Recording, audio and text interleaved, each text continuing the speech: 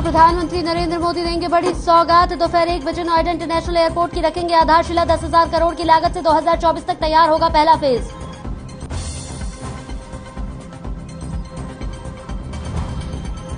चंडीगढ़ में आज दोपहर 3 बजे होगी हरियाणा मंत्रिमंडल की बैठक। सीएम मनोहर लाल करेंगे बैठक की अध्यक्षता। कई अहम मुद्दों पर होगी चर्चा।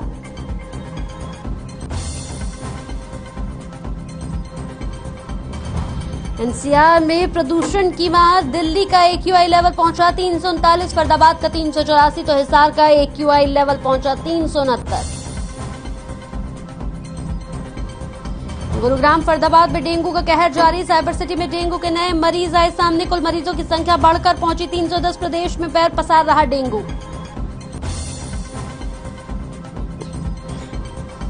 और टमाटर ने पकड़ी पेट्रोल की राह। 10 से 20 रुपए में बिकने वाला टमाटर पहुंचा 100 के पार। महंगाई ने बिगाड़ा रसोई का बजट।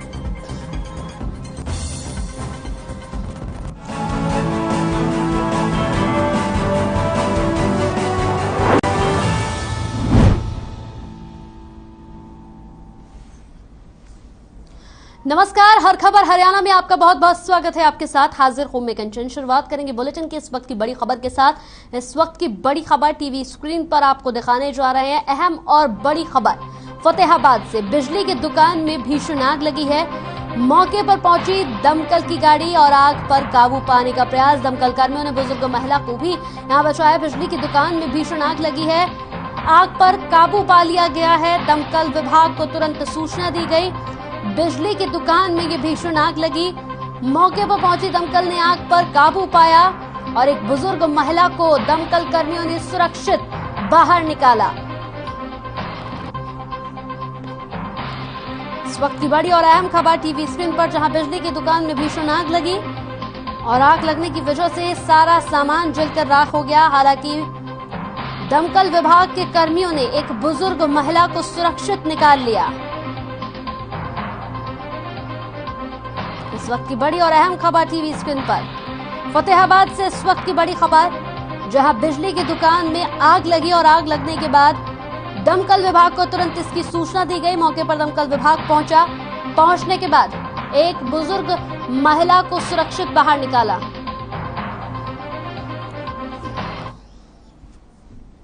चलिए खबरों में बढ़ते आगे तो चंडीगढ़ में बीजेपी के स्थानीय निकाय प्रकोष्ठ की बैठक हुई। बैठक में मंत्री मूलचंद शर्मा के आवास पर यह हुई है, जिसमें बीजेपी के प्रदेश अध्यक्ष ओपी धनखड़ भी मौजूद रहे। धनखड़ ने बताया कि 56 नगर पालिका नगर परिषद के चुनाव होंगे। फरीदाबाद, मानेसर और गुरुग्राम निगम चुनाव पर भी चर्चा की गई। धनखड़ ने बताया कि 15 दिसंबर तक कार्यों का जायजा भी लिया जाएगा।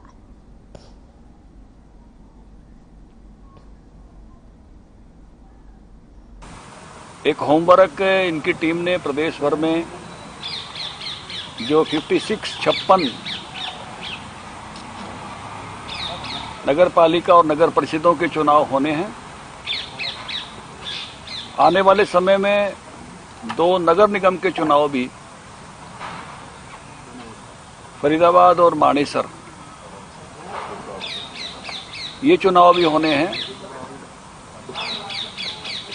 2022 में गुड़गांव नगर निगम का भी चुनाव होना है। तो इन्हीं सभी चुनाव की दृष्टि से ये टीम एक होमवर्क कर रही है। एक होमवर्क इनकी टीम ने प्रदेश भर में जो 56 नगर पालिका और नगर परिषदों के चुनाव होने हैं, आने वाले समय में 2 नगर निगम के चुनाव भी फरीदाबाद और मानेसर, ये चुनाव भी होने हैं। 2022 में गुड़गांव नगर निगम का भी चुनाव होना है। तो इन्हीं सभी चुनाव की दृष्टि से ये टीम एक होमवर्क कर रही है। 15 दिसंबर को फिर से ये टोली के लोग अपनी उन जो काम दिया है उसको पूरा करके इकट्ठा बैठेंगे और भारतीय जनता पार्टी इन सभी चुनाव के लिए पूरी तरह से, मैं कहूँगा कि संगठनात्मक मजबूती के साथ लोकल इश्यूज को ध्यान में रखते हुए इस चुनाव में उतरे, इसी की दृष्टि से ये बैठक संपन्न हुई है। प्रधानमंत्री जी ने बहुत साफ तौर पर कहा, हर चीज को चुनावी दृष्टि से नहीं देखना चाहिए। इतना ही है कि किसानों के भले के लिए वो कानून लाए गए थे, एक बड़े वर्ग को उसका लाभ होना था, क्योंकि उससे डायरेक्ट मार्केटिंग खुलने वाली थी, सभी देश में कहीं भी अपना सामान बेच सके। लेकिन प्रधानमंत्री जी ने कहा कि किसान संगठनों के एक वर्ग को हम ये बात समझाने में कामयाब नहीं हुए और उस नाते से हम इनको वापस ले रहे हैं।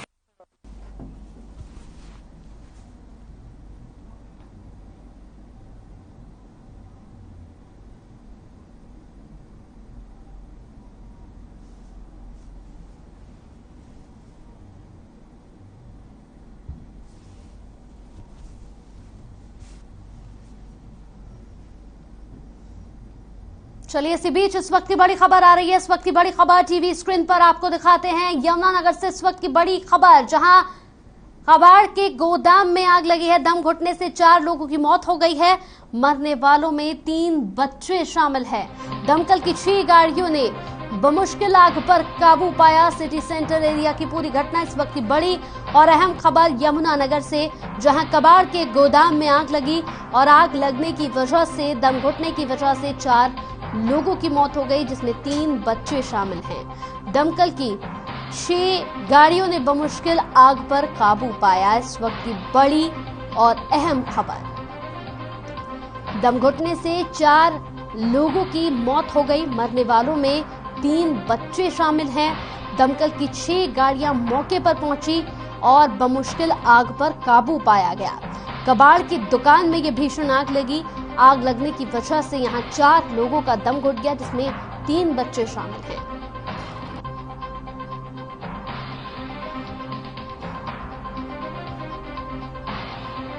तो सिटी सेंटर एरिया की ये खबर है, वही का मामला है। यमुनानगर के सिटी सेंटर एरिया का मामला, जहां कबाड़ की दुकान में भीषण आग लगने से 4 लोगों की मौत हो गई है दम घुटने से, जिसमें 3 बच्चे भी शामिल हैं।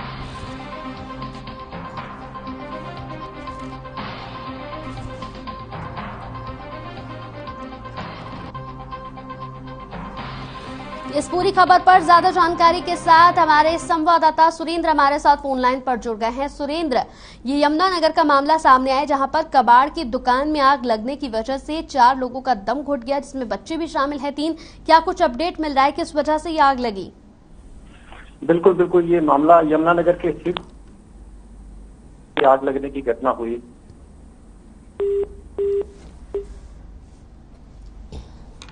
तो संपर्क हमारा टूट गया। एक बार फिर से बड़ी खबर आपको बता दें कि मरने वालों में 3 बच्चे शामिल हैं। दम घुटने की वजह से इनकी मौत हो गई।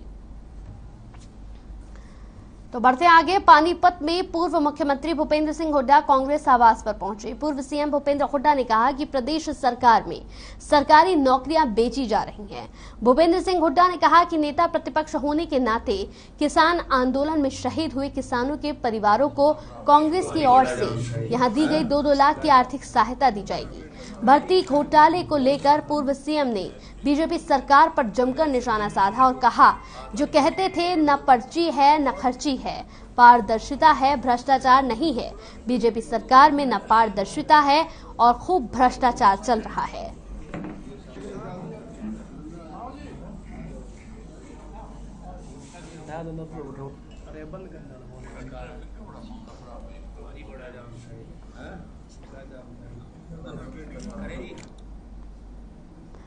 वहीं अब बात कर लेंगे जींद की। जींद में व्यापारियों पर हुए हमले को लेकर कांग्रेस के मीडिया प्रभारी रणदीप सुरजेवाला ने हरियाणा सरकार पर जमकर निशाना साधा। रणदीप सुरजेवाला ने सरकार को अल्टीमेटम देते हुए कहा कि अगर 72 घंटे के अंदर अपराधियों की गिरफ्तारी नहीं होती तो कांग्रेस पार्टी सड़कों पर उतरकर जन आंदोलन करेगी। सुरजेवाला ने प्रदेश सरकार पर निशाना साधते हुए कहा कि चारों ओर यहां गुंडों का शासन है, जनता भयभीत है और भाजपा जाजपा सरकार गुम है। बता दें कि मंगलवार को जींद के एक दुकान में बदमाशों ने व्यापारी सुंदर बंसल और उनके भतीजे पर यहां दनादन कई राउंड फायरिंग कर फरार हो गए थे, जिसके बाद से व्यापारी समाज में काफी रोष व्याप्त है। सुरजेवाला ने पुलिस प्रशासन पर अपराधियों का साथ देने का भी आरोप लगाया।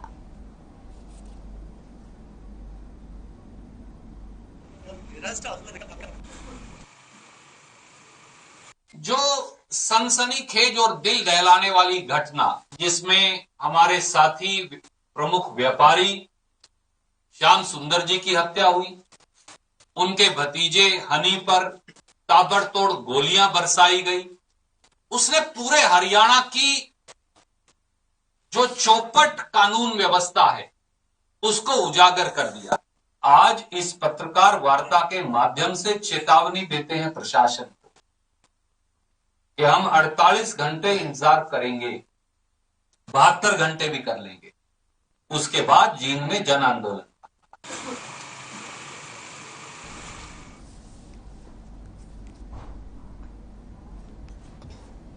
तो जिले के शहरी और ग्रामीण इलाकों में 30 नवंबर से पहला मुख्यमंत्री अंत्योदय ग्राम उत्थान योजना मेले की शुरुआत सिरसा खंड से की जाएगी। गरीब परिवारों को हरियाणा सरकार की योजनाओं का लाभ देने के लिए प्रशासन की ओर से मेले का आयोजन किया जा रहा है। जिले के 10 अलग अलग जगहों पर मेले का आयोजन किया जाएगा। इस बारे में मीडिया से बातचीत करते हुए सिरसा उपायुक्त अनीश यादव ने बताया कि 19 विभागों की लगभग 100 योजनाओं का लाभ पात्र परिवारों को पहुंचाया जाएगा। इस मेले में सभी विभागों के अधिकारी मौके पर मौजूद रहेंगे और पात्र परिवारों को अपने अपने विभाग की योजनाओं की जानकारी देंगे।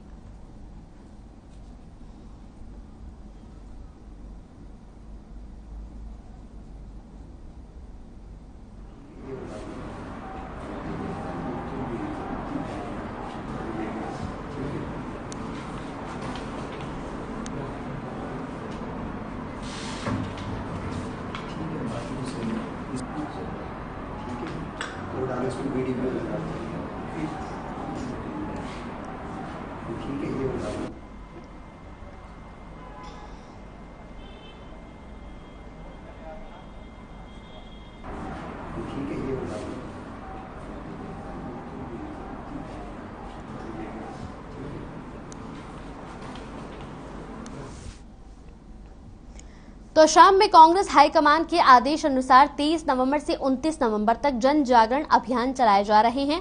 इस मौके पर कार्यकर्ताओं ने सरकार के खिलाफ जमकर नारेबाजी की और सरकार को महंगाई, बेरोजगारी और भ्रष्टाचार के लिए जिम्मेदार ठहराया।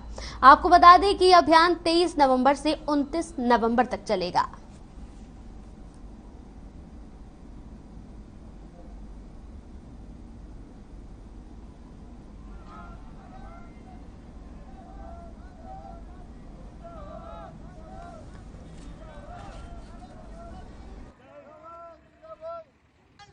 कांग्रेस हाईकमांड के निर्देश पर श्रीमती किरण चौधरी और सुरुद चौधरी के आदेश पर हम तोशाम हल्के में जन जागरण अभियान शुरू किया हुआ है। महंगाई के खिलाफ डीजल पेट्रोल के दाम बढ़े हुए उनको कम किया जाए और रसोई गैस के दाम भी बढ़े हुए हैं उनको भी कम किया जाए। और भाई हर चीज में खाद है वह नहीं मिलती, हर आदमी त्राही त्राही कर रहा है। इसके खिलाफ जन जागरण अभियान हमने शुरू किया है। पूरे हल्के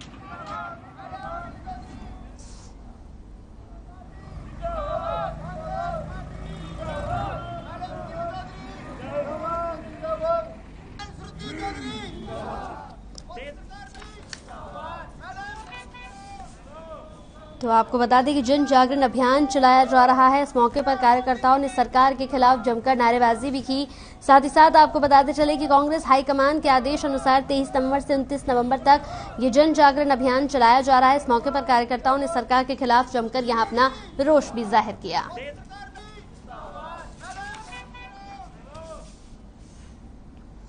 तो किसान मसीहा दीन बंधु सर छोटू राम की जयंती बुधवार को टीकरी बॉर्डर पर किसानों ने धूमधाम से मनाई। इस दौरान दीन बंधु सर छोटू राम द्वारा दिखाए गए मार्ग पर चलने का संकल्प लिया। किसान नेता प्रगट सिंह और अन्य एक महिला किसान नेता ने दीन बंधु सर छोटू राम को किसान की आवाज बताया और कहा कि सही मायने में देखा जाए तो दीन बंधु सर छोटू राम किसान और गरीब आदमी की आवाज थे। उन्होंने किसान, गरीब और मजदूरों के हित में कई फैसले लागू करवाए हैं। लागू करता बैठना सीख जागे, बोलना सीख जागे, यू काम करता हाथ जोड़ के कहूँ काके तलवा के यू कुछ ना कमेटी बना लो। सरकार जब बात करे मारे आदमी उनके 10 हो, मारे 20 हो, कोई भी काम करे किसान मजदूर के 20 आदमी हो उनके 10 हो, जब आगे बात बन जाए हमारी पूरी कमेटी कदे देगी मिल जाओ। राजनीति मान गया जरूरत वाले न्यारी राजनीति रहेगी सरकार की गल त्यार खड़ी रहेगी। कोई भाई क्या करे तू क्या बोल रहा था क्या कह रहा है और यू जरूर ही कर ले कमेटियां का हाथ जोड़ के अरदास है किसान एकता भाई कोई गलती होगी तो माफी दियो। बहुत बहुत धन्यवाद करो सर कुर्सी का जरा आपका समा भी देके आज अपना बल्ले।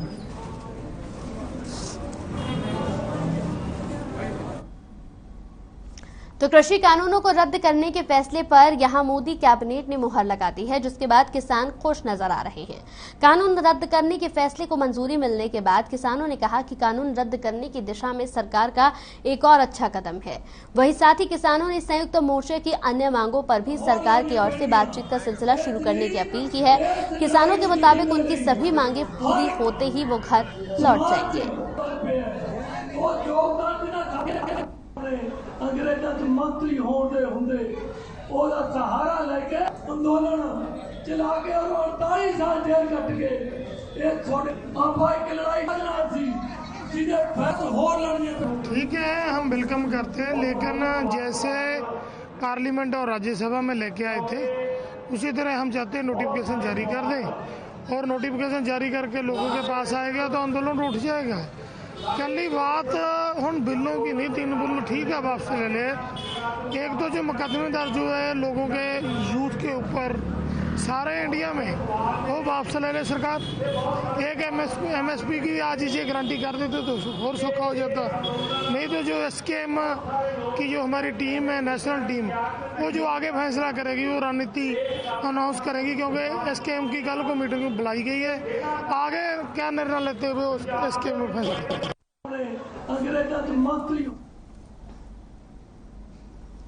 तो चरखी दादरी के स्वामी घाल धाम पर यहां सर्व जातीय फोगाट खाप 19 पंचायत का आयोजन किया गया। 26 नवंबर को किसान आंदोलन को 1 साल हो जाएगा। 26 नवंबर को पूरी खाप टिकरी बॉर्डर के लिए कूच करेगी। किसान आंदोलन को पूरा 1 साल होने पर दादरी जिले के सभी खापें टिकरी बॉर्डर पर किसानों के साथ आंदोलन में शामिल होंगी। 26 नवंबर को यहां समसपुर के संतरा देवी कॉलेज के आगे सुबह 9 बजे सभी खापें टिकरी बॉर्डर के लिए कूच करेंगी।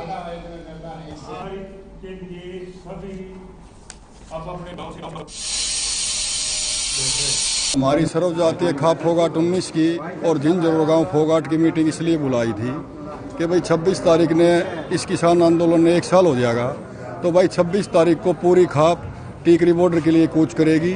हमारे वहाँ जाके टीकरी बॉर्डर पे 1 साल की जैसे आंदोलन को वहाँ किसानों के बीच में रह के मनाया जाएगा। तो भाई 26 तारीख को सुबह 9 बजे स्थान है अपने संतरा देवी कॉलेज सनसपुर से, वहाँ से कूच किया जाएगा।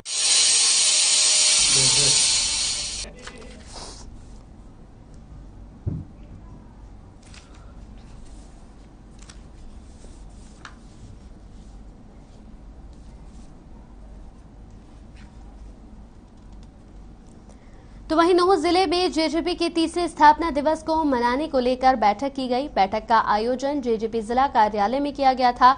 बैठक में रैली कार्यक्रम के यहां मेताव प्रभारी पूर्व मंत्री हर्ष कुमार और राष्ट्रीय सचिव सूबे सिंह बोरा ने शिरकत की। पूर्व मंत्री हर्ष कुमार ने कहा कि 9 दिसंबर को झज्जर में जननायक जनता पार्टी का 3रा स्थापना दिवस मनाया जा रहा है। इस बार स्थापना दिवस को जन सरोकार दिवस के तौर पर मनाया जाएगा। साथ ही हर्ष कुमार ने लोगों से बड़ी संख्या में रैली में पहुंचने की अपील भी की।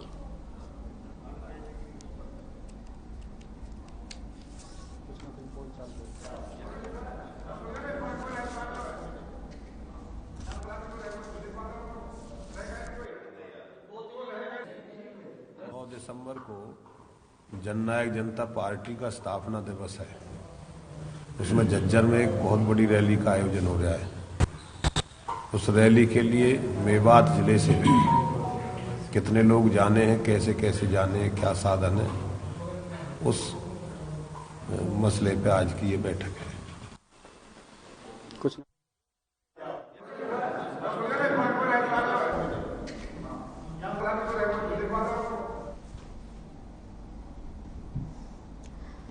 तो तो बिजली विभाग के जेई और उनकी टीम की ओर से बिना वजह बिजली कनेक्शन काटे जाने को लेकर लोगों ने जमकर हंगामा किया।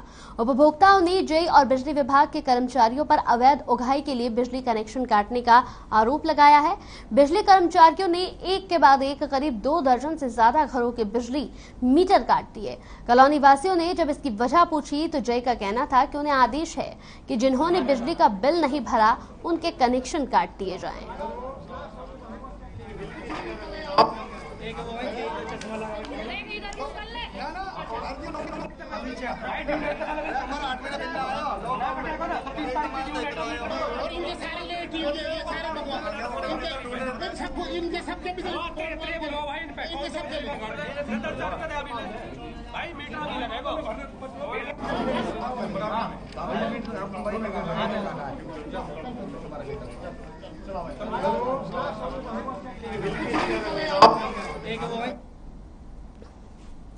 तो गोलाचीका के नागरिक अस्पताल से कोविड-19 वैक्सीनेशन को लेकर बड़ा फर्जीवाड़ा सामने आया है।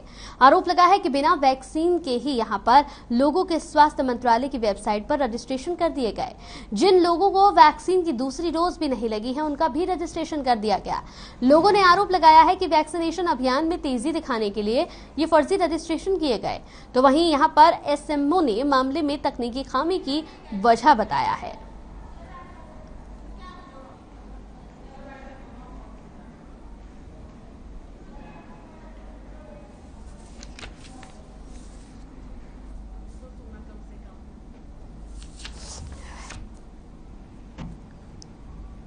फ़ोन भी आया है, मेरे को ये नहीं कन्फर्म कहाँ से था वो, और उन्होंने कहा था कि आपके वाइफ को दूसरी डोज नहीं लगी है, वो लगवा लो आगे। लेकिन वाइफ को टाइफाइड था, कुछ हेल्थ इशू से नहीं जा सके हम।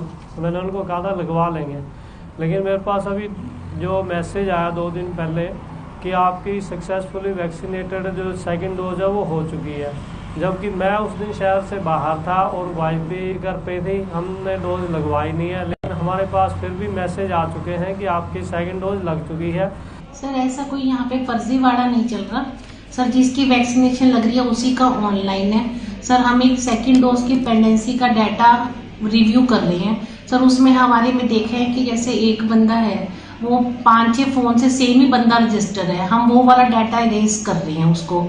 और कोई जैसे कोई गलत है नाम चढ़ा है सर, हम वो पेंडेंसी खत्म करने कर रहे हैं। और जिसकी सेकंड डोज की पेंडेंसी ड्यू है उनको फोन करके हमारी आशा हर एक वर्कर सब हैं सर, उनको करके बुला रहे हैं कि आप अपना वैक्सीनेशन कर लीजिए।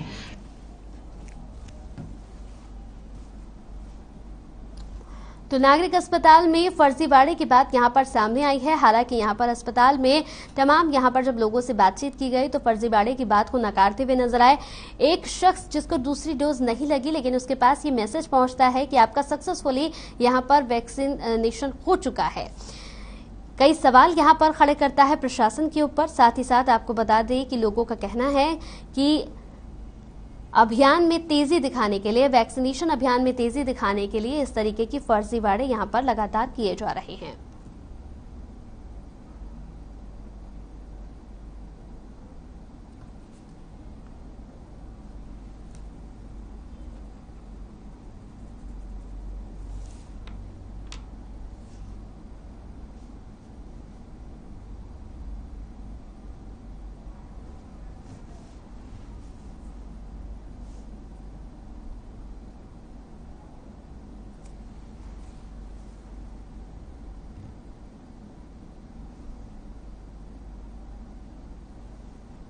चलिए इसी के साथ हर खबर पर मेरे साथ इतना ही। नमस्कार।